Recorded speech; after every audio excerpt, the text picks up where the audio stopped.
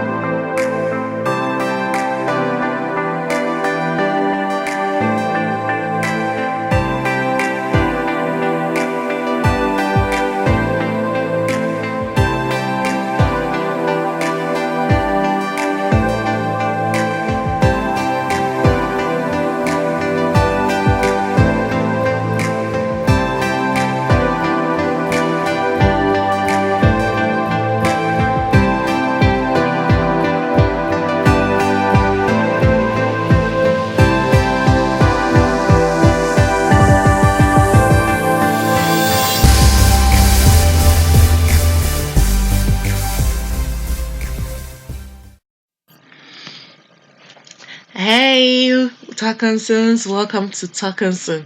So before you continue watching this video, please can I invite you to my channel and ask you to subscribe if you're a new person clicking on my channel or you're a return watcher. There are watchers and there are remainers. Okay, there are Brexits and there are remainers.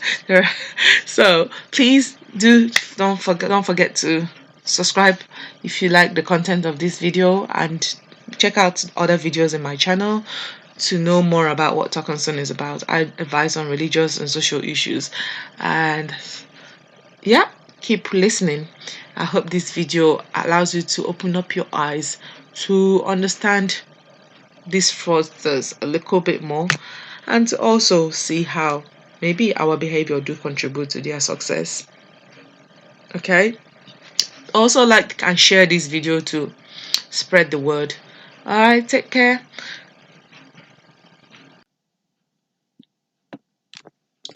John and Sam both grew up in the same city. During childhood, Sam was given opportunity to attend nursery school, whilst John was taken to the farm by his mother to cultivate. John and Sam both had happy upbringing, but John in his earlier life lost his father.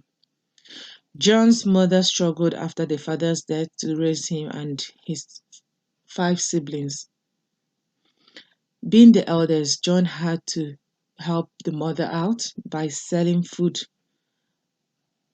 and other condiments around the city where he lived to support his mother financially, to support the family.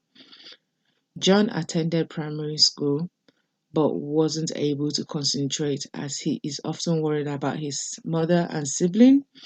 He's often tired in class as he often doesn't get enough or good sleep by doing the task that he's required and chores that he's required to do at home to help out the mom, by selling, and also the fact that his mother still have a baby also makes it difficult for John to have a good sleep as they all sleep in one room. John struggled a lot in school, but with perseverance, he managed to pass his primary school exams and progressed into secondary school. Sam, on the other hand, didn't have all these issues that John had. Sam had a good upbringing, though there were challenges in the family, but there was stability. John was supported by his father and mother financially to go through school, both nursery and primary school, progressed into secondary school, and both university. Sam and John, when they were a child in primary school, had aspired to become engineers. But due to lack of education and money, John had to drop out from secondary school as his mother couldn't continue affording the school fees.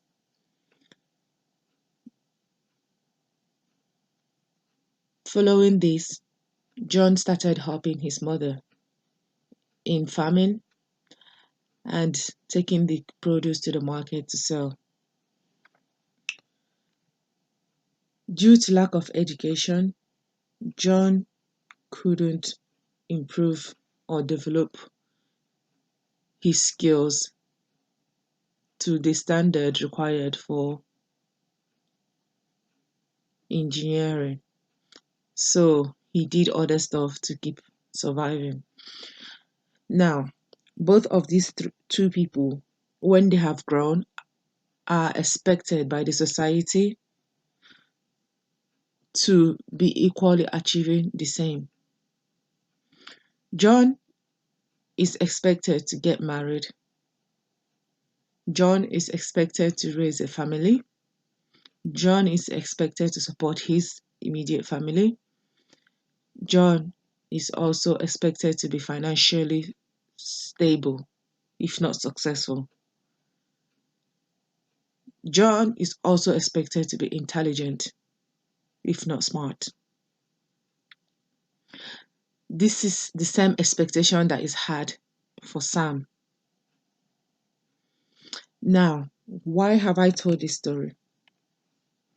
I find that most of the time, the Yahoo or fraud scammers that we know of, most of them have an upbringing that does not support a successful story to say, that doesn't equip them to have a better life in the future. Now, both Sam and John all live in an economy which is not stable, in a Nigerian economy that is not stable. They live in an environment with people that are actually struggling as well. But because Sam had a good, or at least a stable upbringing that supports his future, Sam was able to get a job in engineering firm or an engineering company. John, on the other hand, didn't have this opportunity, as he is required to have at least an undergraduate degree to be able to find work in this field. Now, if you notice between the two stories, John and Sam are both hardworking in their own ways, but due to financial issues and challenges and difficulties during childhood, John didn't have that opportunity to progress and do well like other people. John had to focus on helping the family. John had to help out his siblings. John had to help out the mother. John was doing everything for others, whilst Sam is given the opportunity to do things for himself without the worry and burden of responsibilities beyond his age. So, I watched a video of, well, I don't know, I was just scrolling. I don't know what even prompted me to watch this video, but it was a video of people talking about Yahoo boys of Nigeria, or the fraudsters of Nigeria, and they were showcasing on how they lavish their money and spend their money. As I watched that video and continued watching it, the thoughts that just came into my mind, based on the way the people were spraying money and based on the way people showcase their possibly ill-gotten wealth, And I say possibly because no one can really confirm if it's that wealth that they're showing off is gone from an illegal way, unless they tell you, unless it's confirmed by the court. Now, for me, I listened and I watched that video closely, and it just reminded me of people that, I don't know how to say it, maybe people that have less confidence or low confidence in who they are. And I started thinking of people that I knew when I was growing up and how difficult childhood was for them. How some of them, I know a particular person who, although he's not into fraud, fraud, he's doing other things that they're not illegal at all, but he's doing other things that I personally may not approve. At least I'm told. I haven't seen for my eyes, but I'm told that he does some things that are not necessarily, well, it depends on who is looking at the situation. But for me, it's just one of those things that people do out of desperation, but nothing illegal at all. So, and I just remember his childhood. His childhood wasn't a stable one. He wasn't raised by his own mother that much. He was raised, although he's lived close to his mother, he was raised by an auntie, to say, and he had to do all these house chores for himself and for his mother, and also for the auntie, whilst trying to attend school and pass. And he struggled a lot in school.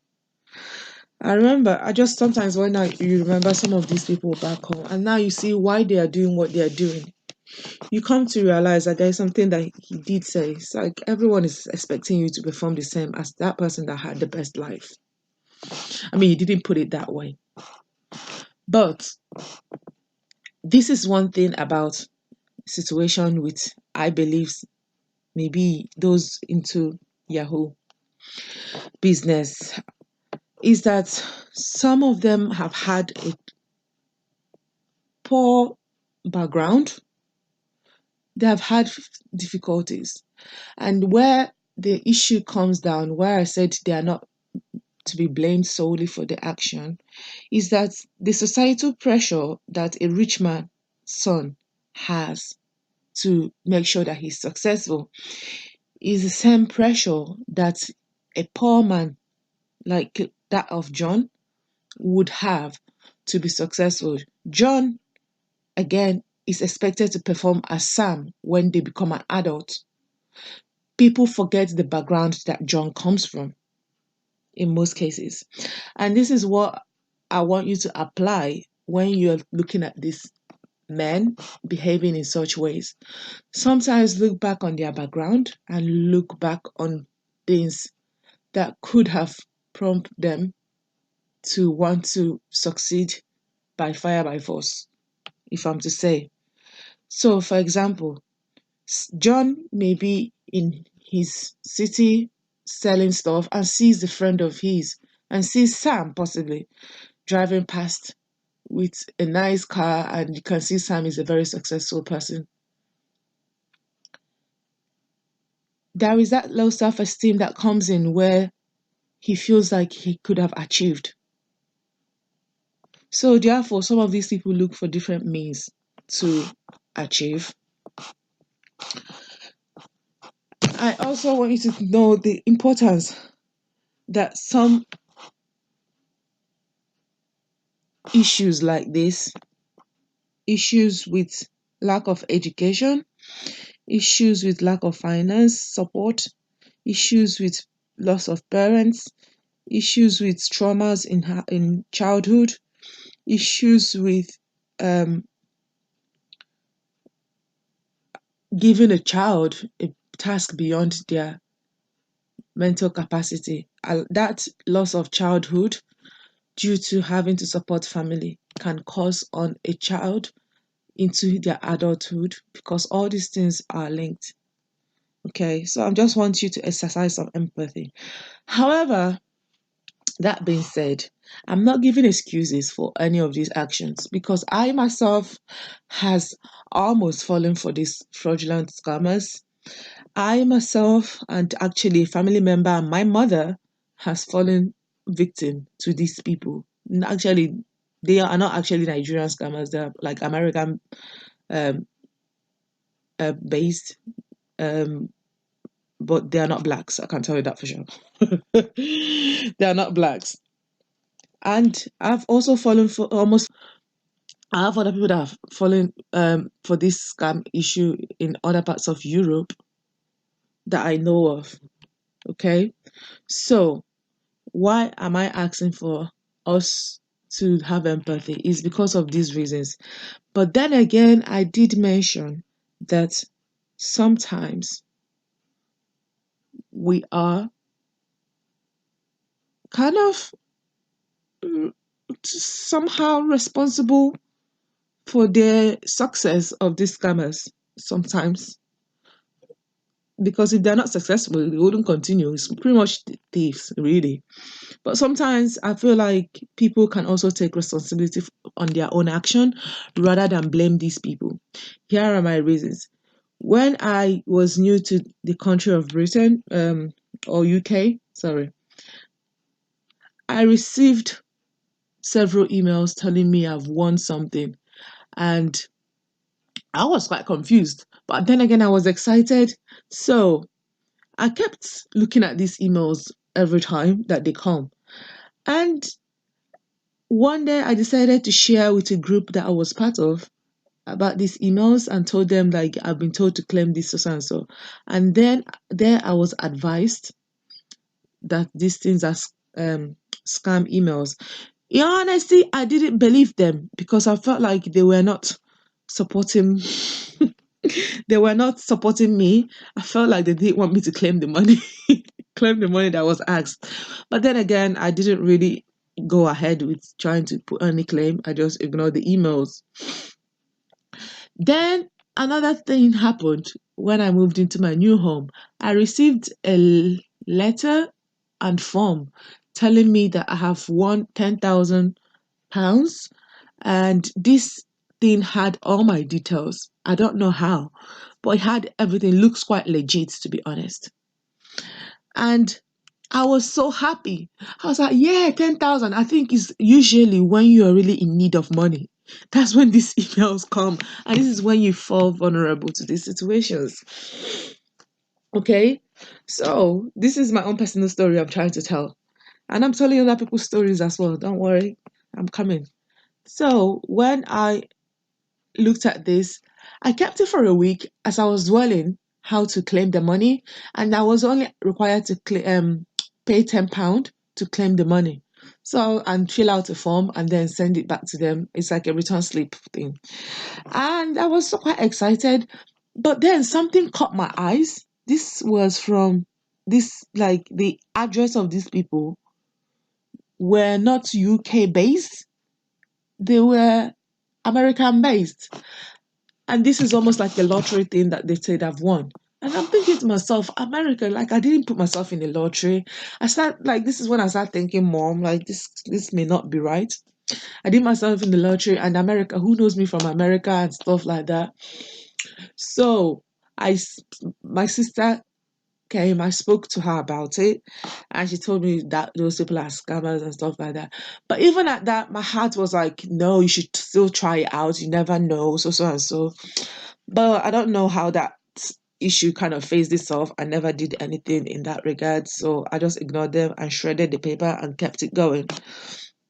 Now, there are other people that I know that possibly would have fallen victim to this issue because even my mother fell into a victim. You know, these people that say click and then you want something.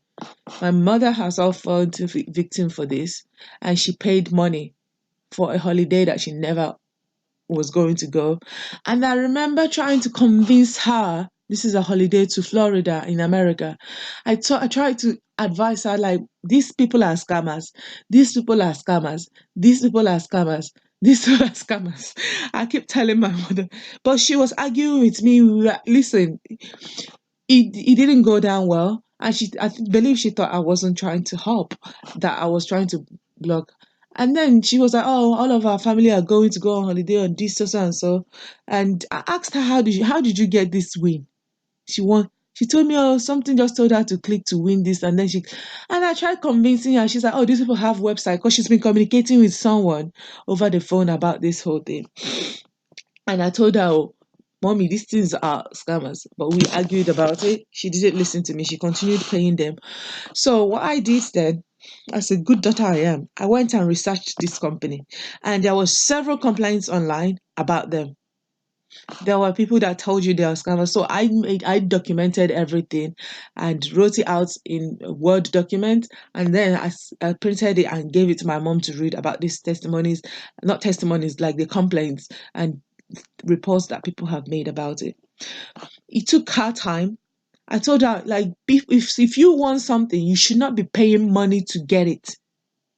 It should be given to you freely. If you've won a national lottery, the genuine one, you should not have to pay any form of money to claim it.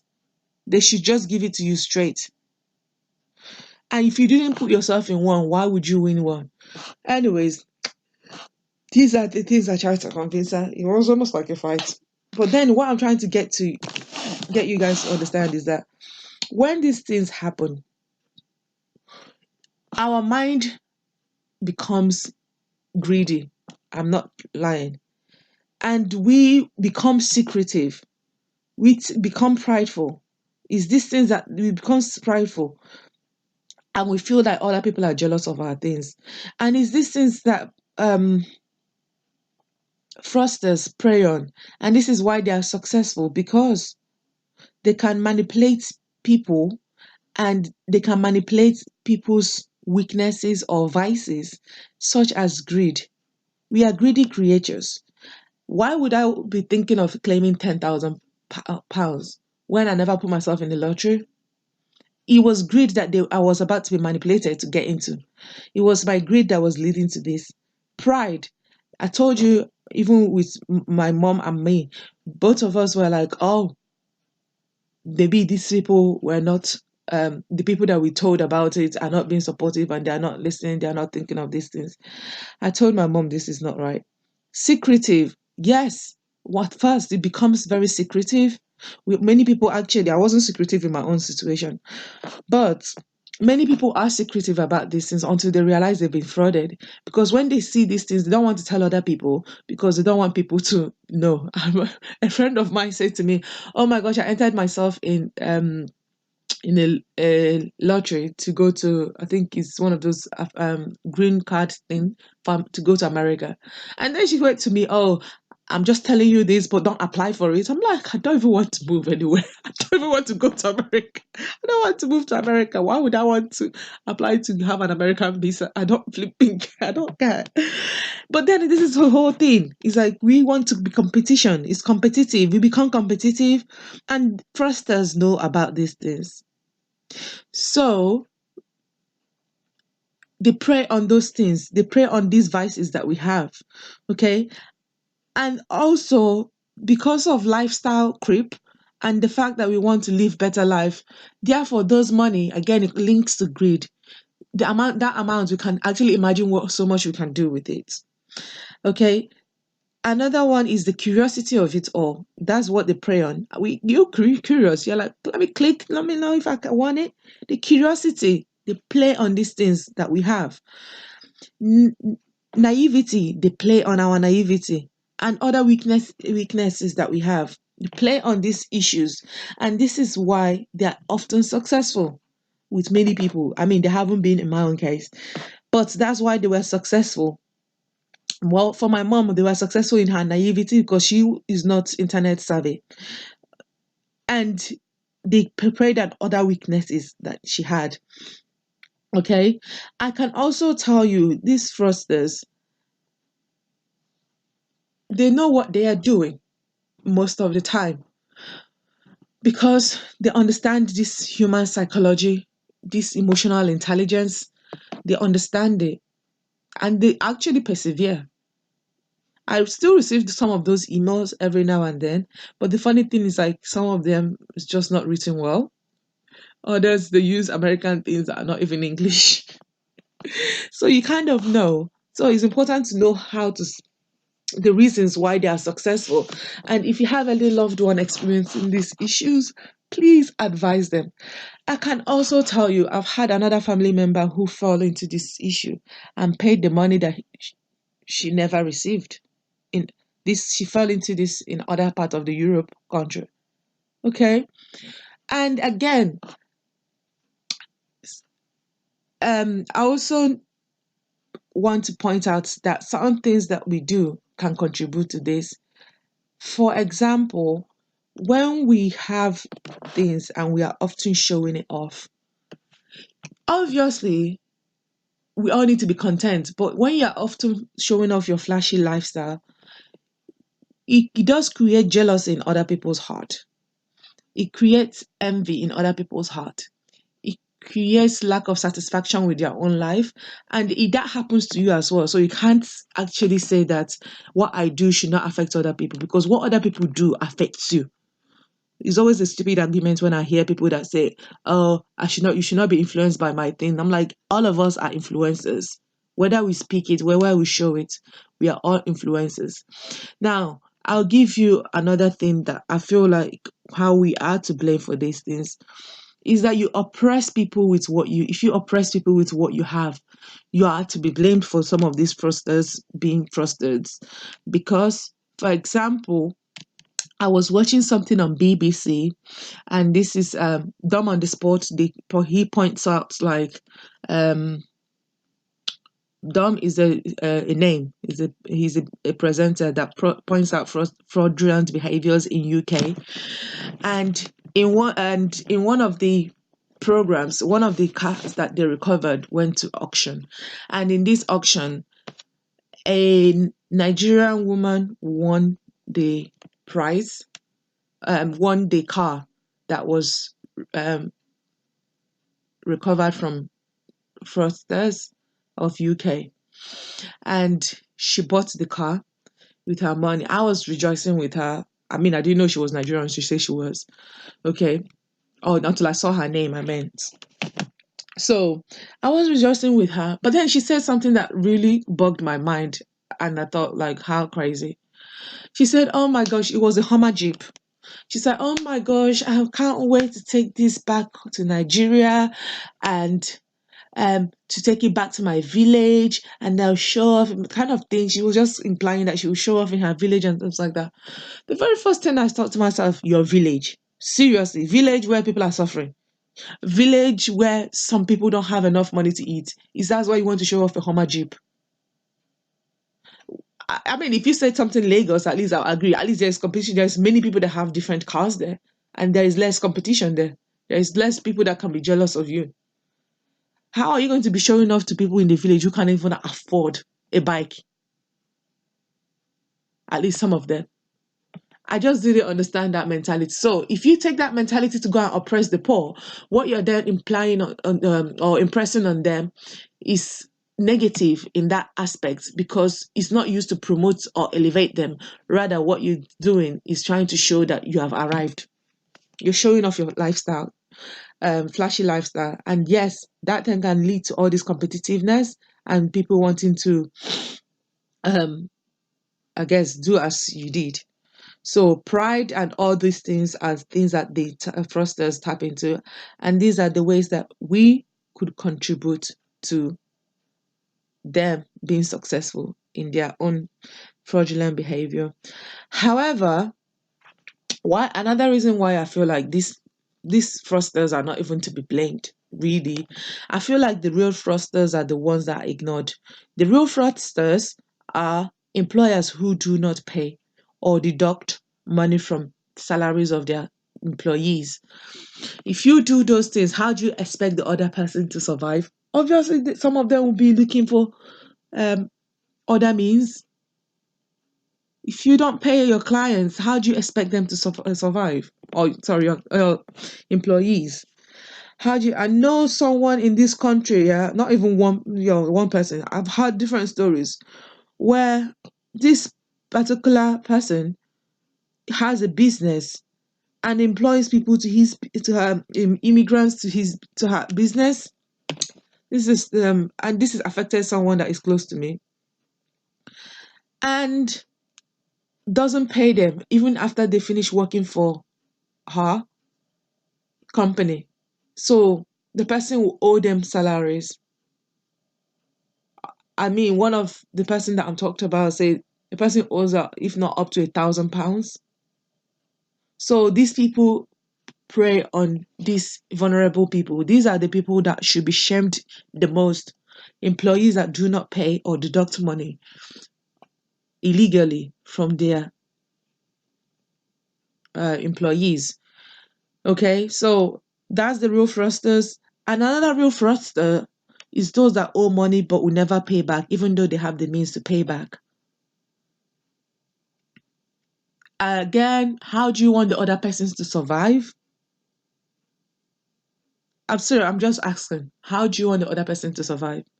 Another person that I feel like are the real fraudsters are people that intentionally deny poor people or others, doesn't even have to be poor, deny others from what is financially their right and human rights and godly rights and oppress them.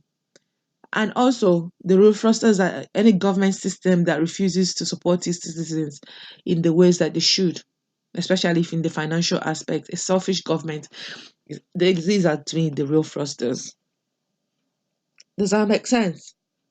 So that is my thing. I just feel like when thinking about Yahoo boys, you should have some level of empathy because lack of education and equal opportunities are some of the reasons why some of these people go into these things. Financial hardship are some of the reasons why people go into this. Inferiority complex, insecurities in childhood, insecurities in adulthood are things that lead them to this. And maybe finance is the only way because you can see those insecurities come out in the amount of cars they buy. I'm like, how many cars can one person drive? I mean, I always think of it that way. Okay, let's say you have 3 cars, one for cruising, one for work, and one for maybe special occasions. Why do you need more? Family background issues is another thing. Financial pressure and societal pressures are another reasons why some of these fraudsters may go into this lifestyle. Lifestyle creep, people that lack content, are not content with what they have and they want to continue. I mean, it happens to the best of us, but their lifestyle creep comes off out of greed and they continue with this lifestyle because they want to impress upon others. Okay, some do it just to support their family. I've seen in a program in America, this I think it was a Hispanic, or I don't even know, well, he was white, I don't know what he was, but he was used to sell drugs, and whilst he was selling drugs, he was literally investing that money to buy a house, and before you know it, he bought a house and slowly left the drug business and then went ahead and became a real estate entrepreneur. So I guess everyone has different reasons why they do what they want to do. My whole point in this video is not to support fraudulent behavior, as some if you have heard, family members have fallen victim to it, and I was close to falling a victim to it.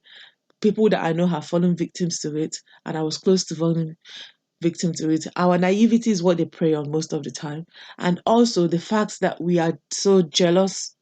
Well, like, sorry, we are secretive is another thing that they thrive on, because that greedy mind of ours keeps these things secret, and then by the time we share it, it becomes too late. I also, when I talked about greed, someone told me about a story where a person who is already rich, like in his close to millions, fell into these issues, this into this issue, and wanted to double his million overnight. That is greed. In your mind, you know what you're like. Greed is one of the key things that they prey on, because human beings are greed. So let them not prey on our weaknesses again. I'm just allowing you to understand that solely they are not to be blamed. We also have our weaknesses that they prey on, and these weak areas or vices are the things that makes them succeed. So if we are to be consciously aware of these things, then we should and put them into practice. This whole behavior of fraudulent behavior hopefully should reduce. However, if I can remain, I mention again, those that should be shamed are these other people that I mentioned, those that owe you money, that never pay back, even though they have means to pay back. Like, how do you want people to survive? That money travels. When you pay Sam is able to pay John for his service. John is able to feed his family. John is able to send his children to school. When those children grow up, they are also able to repeat the same process. And that money goes back to the education, which goes, do you understand? Money goes round. So it's important to pay what you owe. I believe, anyways, it's important to pay what you owe. And those, especially employers, I've fallen victim to this, employers that do not pay you back. I have been a victim to employers that do not pay for the services that you rendered or deduct money from services that you've rendered. So, is these people that I call the real fraudsters and thieves? Because what they did is thieving, they thieves. So that's the people that we should be sharing the more, as well as these fraudsters, because they're still stealing. I'm sorry, and destroying someone else's life, and so is these other people. So, anyways, on that note, I'll keep this video here. Thanks for listening. Take care. Bye.